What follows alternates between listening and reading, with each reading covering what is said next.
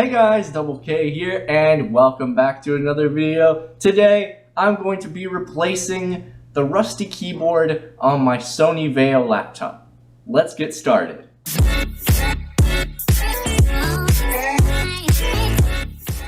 So look at this, guys. I have two Sony Vaio laptops now. This one is a parts computer, and this is the original that I worked on in the previous video. If you guys haven't seen that video, I encourage you to check it out. So here's my plan. I will swap the keyboard from this laptop to this laptop. I will swap the keys back so that I can have the carbon fiber keys on this laptop but have a working keyboard base. Another thing that I can do is swap out the bezel and the speaker cover. I didn't do a very good job painting the bezel and the speaker cover, so I'll put the original back on and just put the others back on this computer. This computer, I'm not gonna like scrap this computer out. I'm just gonna have it sit without a keyboard, and it'll just be a parts computer that I can go to whenever I need a part. Now, an update on this computer. You remember in the last video, if you saw my last video, you saw that I tried to install Windows 7 on this guy, and it didn't have working internet. Well, I fixed that. I was able to factory reset this laptop to Windows XP, and I have an external plug-and-play wireless adapter that can plug into this computer and make the internet work, even though this laptop's own Wi-Fi card isn't running properly. So let's do all of the swapping, and then we'll see how everything turns out in the end.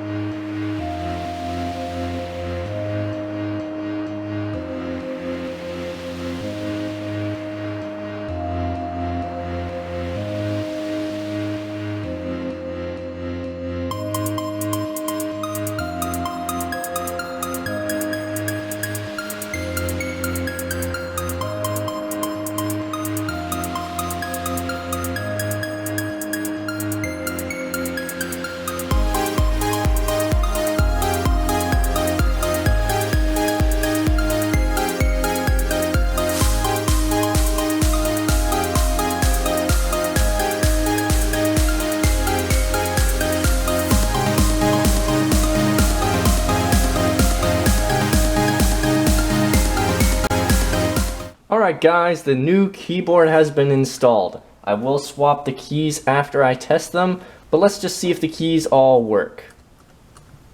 5, 6, 7, 8, 9, 0. Those all work. Minus plus.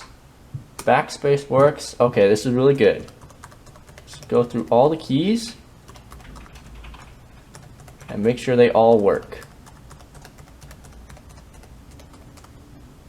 Looks like this keyboard is in perfect condition.